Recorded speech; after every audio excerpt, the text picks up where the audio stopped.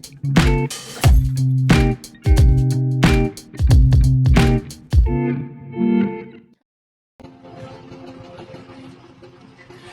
listeners, welcome to our story podcast, where we dive into captivating stories and explore their impact. I'm Ivan, and today we have interviewing tale to discuss the NANKING story by Tuba.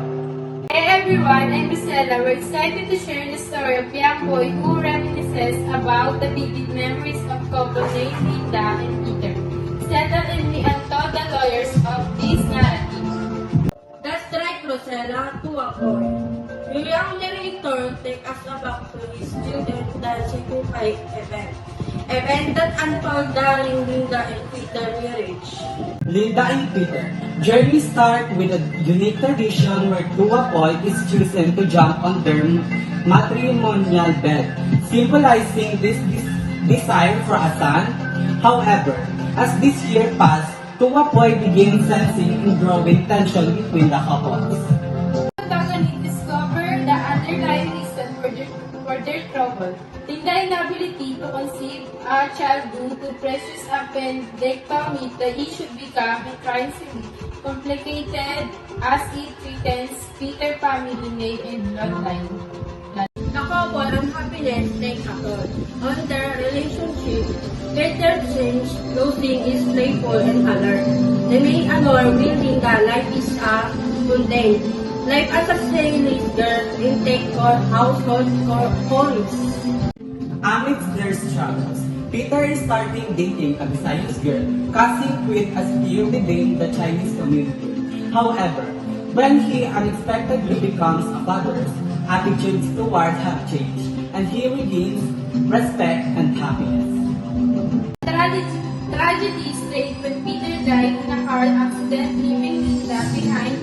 She faced mistreatment from her mother-in-law, and the community blaming her for Peter and Faith and their family's reputation.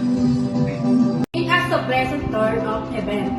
Linda fight back again. Her mother-in-law insulting physical aggression. The conflict escalate event involving lawyer until Linda is law. Suddenly moved to Manila. After some time, a shocking revelation shocked the community. Linda is pregnant, and the suspected father is the driver. This is new Allison's mixed reaction, but Linda chooses to embrace her happiness regardless of society judgment.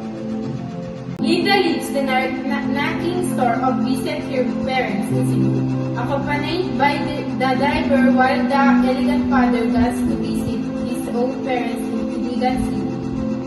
As to the boy, concludes his narration, he wonder about the fate of Lynn and her child as he has heard any news about them. In 2 years, this story raised questions about social expectation and the complexity of human relationships. Liad, the NANKING story by Tuba is poignant tale that develops in themselves of love, loss, and the resilience of the human spirit.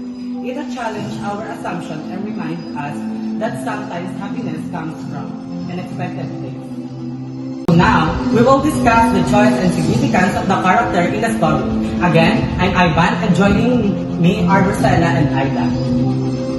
But today's episode, we will analyze the action of decision of character in the story of NANKING story. What can you say about the action of each character in this story? You're right, Rosella. Let's start with the main character. Linda, despite the challenge she faced up as alternatively in a passion. From her mother-in-law, she remained confused and determined to fight for her happiness. What are your opinion about Linda's passion? Linda provides her strength and resilience. Despite society's harsh judgment, she didn't allow her feelings to be invalidated. She showed the importance of self-love and ability to rise above adversity. Like Ivan, Linda's display of courageous self-acceptance is inspiration to all of us. She managed to confront the challenge in her life. With bravery and determination, her action demonstrated the power of resilience and the willingness to fight for what truly matters. Ang more, Linda character journey in the Nanking story is a powerful statement to the state of woman. The action teaches us the importance of staying true of ourselves in standing up for our own happiness, even in the face of social pressure and obstacles. So now again, we'll be diving deep into the world of the Nanking Star and exploring the reality of captivating characters, particularly Linda and Peter. Let's begin! Thank you, Ivan. The Nanking story of parents of which we have felt the story in Linda and Peter journey forms a central part of it. They can numerous challenge and complex difficulties throughout their marriage. So the question is, can we relate to Linda and Peter experience? Rosella, Linda and Peter, stranger with infertility, social and expectation, and family. Dynamic resonate with many individuals. Eternity is a deep personal issue that can cause emotional distress. And strain on couple relationship is topic that touch the heart of many. Aida, Linda's longing for the motherhood and the pressure she feels from her in-law and the community are reliable that we can empathize with her frustration and the desire to find her own happiness. At least the challenge she feels. Not forget Peter though flow, he represents the complete space by individual turn between traditional and personal desire, his choice and consequences. The follow serve as a reminder of the complexities we all encounter in our own lives. Rosella, Peter's struggle with identity cultural expectations in the way of family.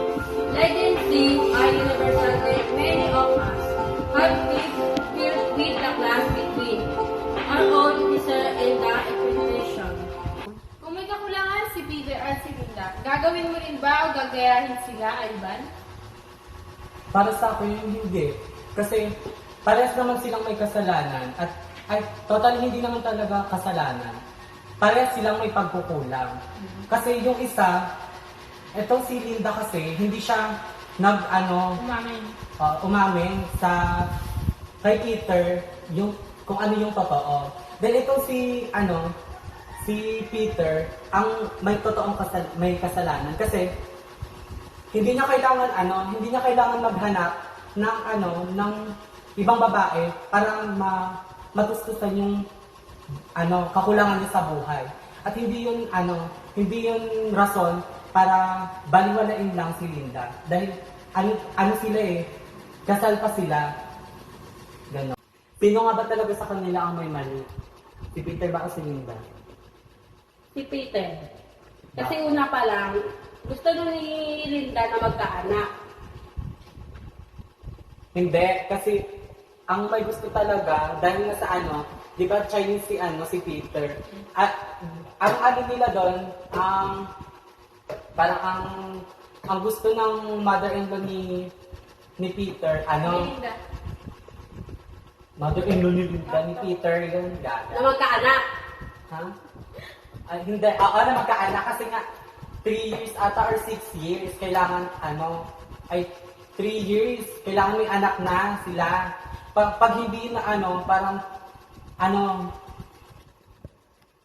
traditional sa mga Chinese yung ganong konsepto ng pag kinasal ka dapat after 3 years or 4 or 6 years dapat may anak ka na kasi parang sa kanila malas yung ganong pag wala kang anak after 3 years or 6 years. Pero bakit kailangan umalis ni Linda sa Nanking store?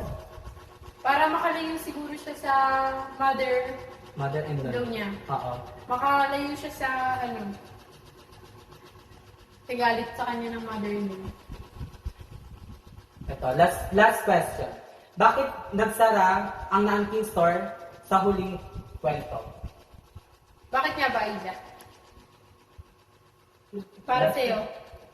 Sa last question. Sa tingin ko, kaya nagsara yun.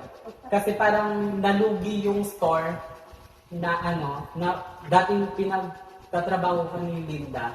Kasi parang binabawian na sila ng Ayan. Ikaw, para sa'yo, Ano ba?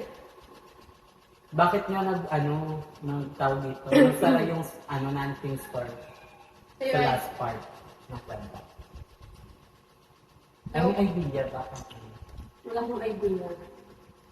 baka nawalan sila ng, naubusan na sila ng pera. Para sa akin. Ayun nga. Pero ang sabi ng ni Aida, kahit wala siyang sinabi, kaya nagsara yung store kasi, nung umalis si Linda, parang wala nang nag-ooperate ng store na yun. Tapos, unti-unti na tong, kumbaga, lumulubog yung, business nila. Wala nang naghahawak or naghahandle ng mismong store. Kaya ata ganon. Yun lang yung para sa akin, pero parang mali ako. Kasi mali talaga. Mali yung kwento ko. So, yun na nga. Thank you for joining us today. We'll be back soon with another captivating story to share. Until then, keep reading, keep exploring, and keep embarrassing the power of storytelling. Goodbye!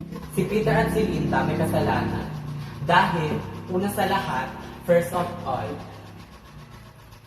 Nawala ng kasiyahan si Peter kay Linda para sa amin. may mali ba si Linda? Sino nga ba talaga ang may mali? Si Peter ba? Si Linda? Ako, si Peter at si Linda. Kasi nga, simula pa lang, yung dalawa na yung madami utak. Madami silang mga sa isip kaya siguro nasagalan sila. The moral lesson that can be drawn for the story of Linda and Peter is the nanking story is the complexity of human relationship and their importance of empathy and understanding. The story highlights the struggles faced by the couple due to societal pressure and expectation, particularly regarding to the production of meal here in Chinese culture. It portrays the consequence of judgmental, abusive, and mistreatment of individuals based on their perceived failures of shortcomings. It also emphasizes the power of resilience and pursuit of personal happiness, as Linda ultimately finds contentment despite the challenge of she faced. Attentional, the story. Serve as reminder the appearance can be deceiving, and one should refrain from passing with judgments without understanding the circumstance of others. Up our discussion of the nanking story by Tua. We hope you enjoy the exploration of the story and its underlying depths. If you're interested in the reading the full story, be sure to check it out. Thank you for joining us today. We'll be back soon with another captivating story to share. Until then, keep reading, keep exploring, and keep embarrassing the power of storytelling. Goodbye!